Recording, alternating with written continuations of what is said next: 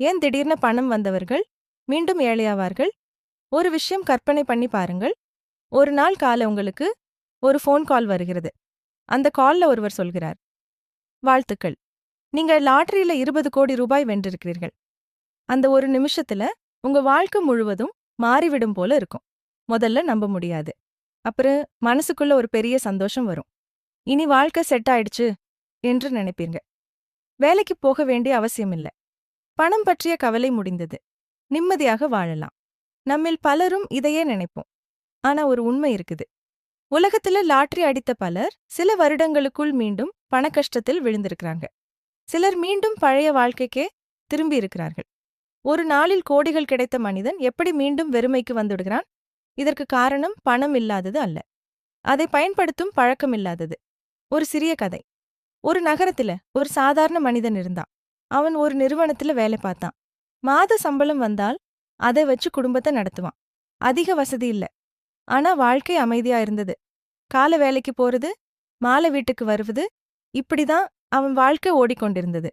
ஒரு நாள் அவன் சும்மா ஒரு லாட்டரி சீட்டு வாங்கினான். அதற்கு பெரிய முக்கியத்துவம் கூட கொடுக்கல. வந்தா நல்லது, வரலனா பரவாயில்ல என்று வாங்கிய சீட்டு. சில நாட்கள் கழித்து லாட்டரி முடிவு அறிவிக்கப்பட்டது. அவன் வாங்கிய சீட்டுக்கு முதல் பரிசு. அவன் ஒரே நாளில் கோடீஸ்வரன் ஆகிவிட்டான். வாழ்க்கை மாற ஆரம்பித்தது. அந்த செய்தி வந்த நாள் அவன் வாழ்க்கையில் மறக்க முடியாத நாள். அவன் வீட்டில் பெரிய சந்தோஷம். நண்பர்கள் அனைவரும் வாழ்த்து, உறவினர்கள் கூட அவனை பார்க்க வந்தார்கள். அவன் முதல்ல ஒரு பெரிய வீடு வாங்கினான். பிறகு ஒரு விலை உயர்ந்த கார். குடும்பத்திற்கும் நண்பர்களுக்கும் நிறைய பரிசுகள் வாங்கினான். பயணங்கள், விருந்து, சந்தோஷமான வாழ்க்கை. அவன் நினைச்சான், இந்த பணம் வாழ்க்கை முழுவதும் போதும். ஆனா சில மாதங்கள் கழித்து சில மாற்றங்கள் ஆரம்பிச்சுது. முன்பு அவனை யாரும் அதிகம் கவனிக்கல, ஆனா இப்போது அவனை சுற்றி நிறைய பேர். முன்பு பேசாத உறவினர்கள் கூட இப்போது நெருக்கமாகி விட்டார்கள். சில நண்பர்கள் ஒரு வியாபாரம் ஆரம்பிப்போம் என்றார்கள். சிலர் இந்த இடம் வாங்கினால் லாபம் என்றார்கள். ஒவ்வொருவரும் ஒவ்வொரு ஆலோசனை. அவன் யாரை நம்புவது என்று தெரியாமல் குழப்பமாக ஆரம்பித்தான். வாழ்க்கை பழக்கம் மாறியது. முன்பு அவன் எளிய வாழ்க்கை வாழ்ந்தான். இப்படி எல்லாமே பெரியதாகிவிட்டது. முன்பு சாதாரண உணவகம், இப்போது விலை உயர்ந்த உணவகம். முன்பு சாதாரண பொருட்கள், இப்போது அதிக விலை பொருட்கள். அவன் வாழ்க்கை வேகமாக மாறிவிட்டது. ஆனா ஒரு விஷயம் மட்டும் மாறல. பணத்தை கையாளும் பழக்கம். அவனிடம் பணம் இருந்தது, ஆனா அந்த பணத்தை எப்படி பாதுகாப்பது என்று தெரியவில்லை.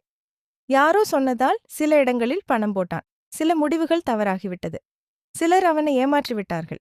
மேலும் அவனுடைய செலவுகள் நாளுக்கு நாள் அதிகரித்தது.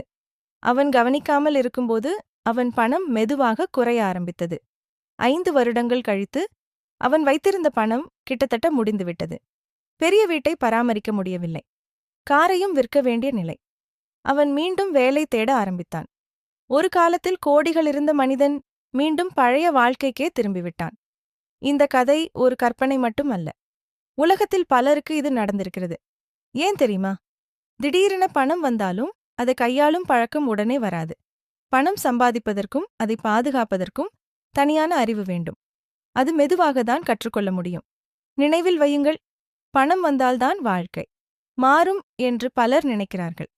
ஆனா உண்மையில் முதலில் மாற வேண்டியது மனப்பாங்கு. நல்ல பழக்கம் இருந்தால் பணம் வளர்ந்து கொண்டே போகும். தவறான பழக்கம் இருந்தால் பணம் மெதுவாக மறைந்து போகும்.